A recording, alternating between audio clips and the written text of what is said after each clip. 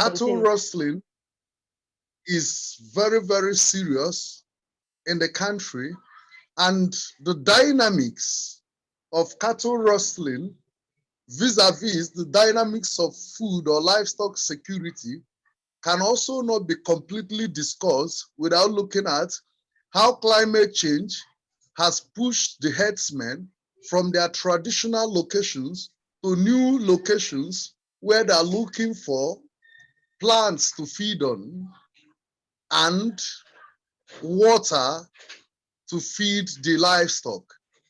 So when you look at all these variables, there is hunger in the land. That is, food insecurity graduates into massive hunger in the land. And when there is massive hunger in the land, there will be fundamental threats to democracy, because the acts of demonstrating franchise can only be diligently demonstrated by a man that at least have fed. If a hungry man goes to election venue, he or she will not be interested on a legitimate candidate. He or she will be interested in opportunity of getting foodstuff or money to feed, and whatever will be brought on the table. And if you leave food insecurity as a fundamental threat to our culture of democracy, you go into poverty. The whole essence of democracy for me is to lift people beyond the status of poverty, to improve their standard of living. But you see, in this part of the world and in many African countries, and I think Nigeria should be one of the worst in these cases, what we do here is what I've called in one of my articles. If you Google Kelechi Johnmary, you will see an article titled Politics of Impoverishment. Politics of Impoverishment. What we do here is a form of poverty and its multiplier dynamics, in which those who go to seek power in their quest to exploit the collective commonwealth of the masses. They exploit this thing by denying them if not the totality, the greater percent of the resources they need to live a good life. They deny them the social amenities.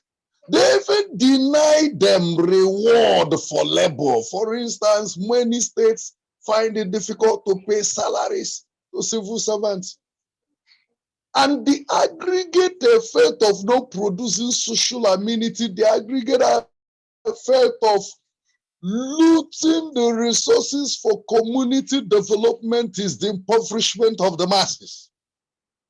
And when the masses become impoverished, democracy becomes plutocracy.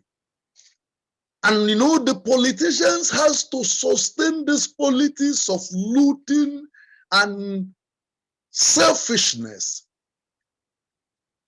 desperate aggrandizement, because the more they impoverish the masses, the more dependent the masses become on them. You know, it is like the case of ancient communism by Stalin and the rest of them, when he will pick a cock, pull out all the feathers on his, and then it will begin to pour grains, and then the cock will begin to follow him in the bid to feed. Nigerians have become democratically impoverished to an extent that they've lost sense of reasoning, majority. The implication is that what they think is food or I die. They don't think about sustainable leadership. They don't think about dividends, sustainable dividends of democracy. They don't think about social amenities that will be put in place. They don't even think about candidates with legitimacy, candidates with ethical values, candidates with sound manifesto. No, no, no, no. Our people are suffering from dangerous degree of penury that bad leadership has enshrined. And you see, there is also the dimension of climate change in that. What is the dimension? As the environment keeps getting bad, people who survive hitherto on fishing begin to suffer either because of flooding and its multiplier effect, or the drying up of the lake Chad. The implication becomes that their fishing activity, their aquatic activity, their aquatic resources are destroyed, and they join the bandwagon of the poor. The same is applicable to the farmer whose farm products is badly damaged. He comes back at the end of the day after possibly borrowing money from different cooperatives to farm, and those things have been badly damaged. At harvest period, he cannot harvest anything. Before the end of 2022, in 2023, he will be predisposed to beg for food first, for money second, because poverty is nobody's son. It is not a respecter of beauty. It's not a respecter of gender. Poverty doesn't respect these things. And because our politicians know that poverty does not speak the language of ethnicity, they will make sure that more millions of poor people, armies of poor, are created in all ethnic groups. So when they share their money, oh my goodness, people will come jumping on each other in order to get the money. Now you leave poverty and climate change, you go to armed conflicts, insecurity, and climate change and democracy. The reality on ground, armed conflict, insecurity, climate change, and democracy. The reality on ground is that there is a push and pull effect. These politicians survive on thuggery. It is no more news. There is extensive research. I have a book I just published in Peregrine Macmillan. It is online. If you Google, you get the book. Part of the chapter shows on the environment. Those who don't go into burning of houses as an act of electoral violence or pre-election violence, we burn cars, generate massive fume, generate massive environmental damage. Other people will not go in that path.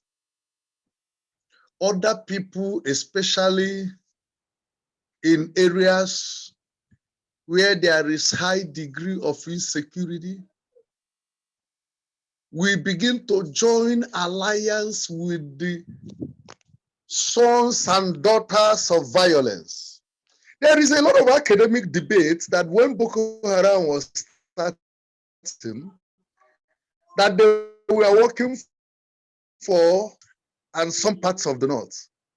Those articles are there online, and you can read all those works. They are there. The SAS super youth then in Borno State and the rest of them.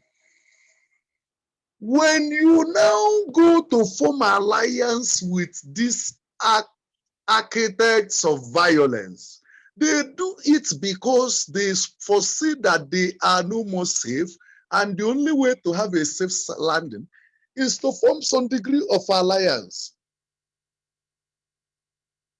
The rumors of political funding of insecurity. Why the debate is raging about among scholars, some of the things that makes the debate more serious is the question of how does these security agencies or these mafia gangs, terrorist gangs, militias, name them, bandits, get security details, get strategic security informations with which they waylay the police, they waylay the army, they waylay the DSS. It cannot be strategically possible using all principles of strategic studies if there is no form of alliance between the political elite and the agents of the conflict actors. But the political elite will always keep washing their hands like Pontius Pilate. But the truth remains that these bandits cannot be at the right place at the right time, stopping the army, killing them in their numbers. They cannot just intervene and invade Nigerian Defense Academy at the right place at the right time, and nothing happens. Invade the Nigerian Army University at the right time and get these people nearly overwhelmed if they don't have strategic alliance. That is the academic interpretation. Thank you. And I tell you that this strategic alliance is because of the political nature of our environment. And then finally, the resource conflict aspect is the worst of the climate change dynamics. It is only in Nigeria, go and check the richest persons in Nigeria. All of them were made rich because of oil politics. That's the truth. Minus Dangote, who also survived on monopoly capitalism, sustainable dividends of democracy to the largest number of the majority. So as long as this thing continue to happen, oil politics, monopoly capitalism, resource exploitation, human impoverishment, insecurity, my dear, democracy cannot be sustainable in Nigeria. All we can be having is any brand of democracy you can imagine, either democracy of the few for the few and for the interests of the few, or democracy of the aristocrats for the aristocrats and for their interests, or democracy of one ethnic group for their personal interests, or democracy of the rich to maintain the class of the rich, or something like that, the democracy of looters. But it cannot be for the masses and for the masses. Thank you.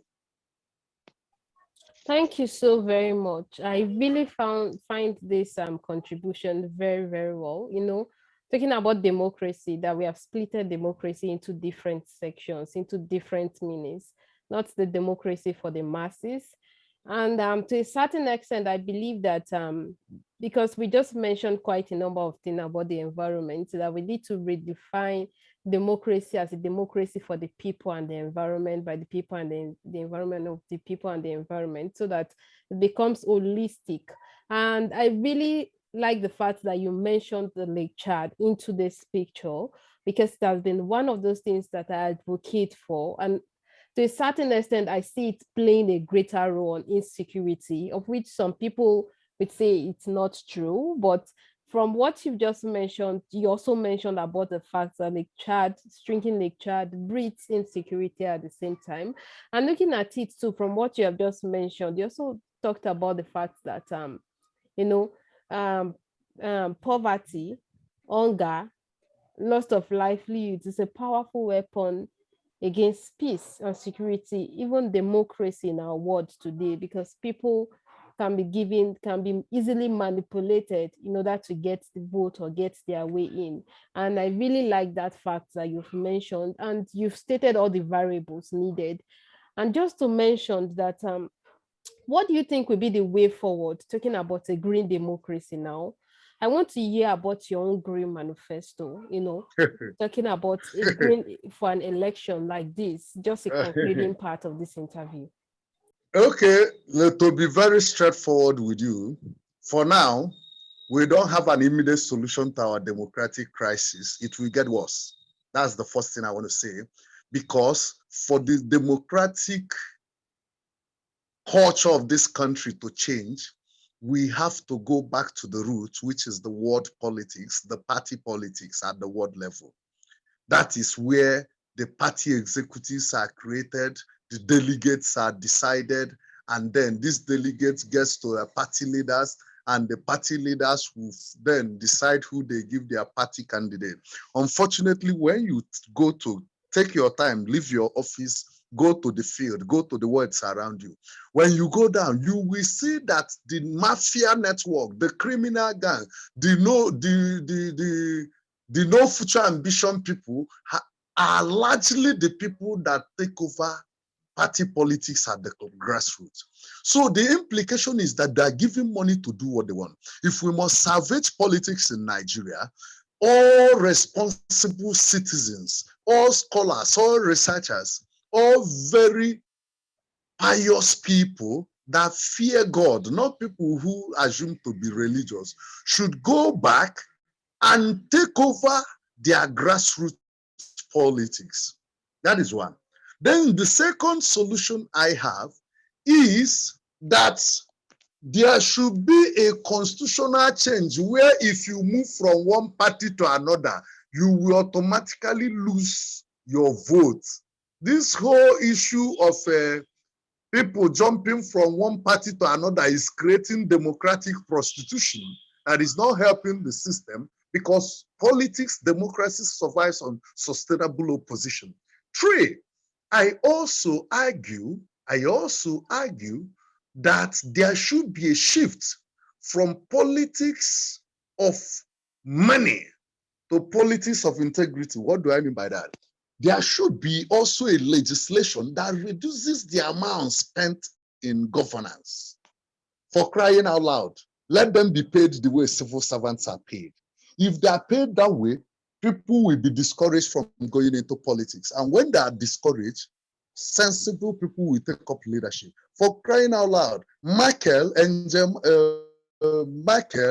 the German chancellor, ruled Germany for so many years, living, maintaining her hired apartment, washing her clothes, cooking for the husband. You see countries all around the world where their leaders move on bicycles. Why is it that suddenly in Nigeria, a poor, hungry, Richard fool becomes a millionaire because he's been elected? We must de-emphasize politics of wealth accumulation and go for politics of integrity. Until we get there, which I don't see happening in the near future, maybe in the next 2 generations, this country will keep on wasting resource, seeing few and their family members who will waste our resource, carry the rest, and go overseas to waste. And Nigerians will keep languishing in increased poverty. Thank you. Thank you so very much. We have Mr. Kelechi Johnmary Ani. He's an author and a lecturer, and he major on security, conflicts, history and democracy and the rest. And you have contributed greatly to this interview, I must say, because you've mentioned quite a number of things that we need to know as fundamental to democracy, that every aspect of our governance matters as a supporting system to see that our democracies thrive better and stronger in a world like this where there are different challenges, and the climate change is not left out of this conversation. I'm glad we mentioned about it. And Nigeria election is fast coming 2023, and it's another time for us to talk about, to see that we bring up leaders that are ready to be to have climate smart approach in the dealings, because we have just passed the climate change bill into law, and it's expected, or much work is expected for it to be done beyond just passing it into law. It's time for us to make things to be done to see that we are out of the climate change crisis. So thank you so much for coming. I really appreciate you.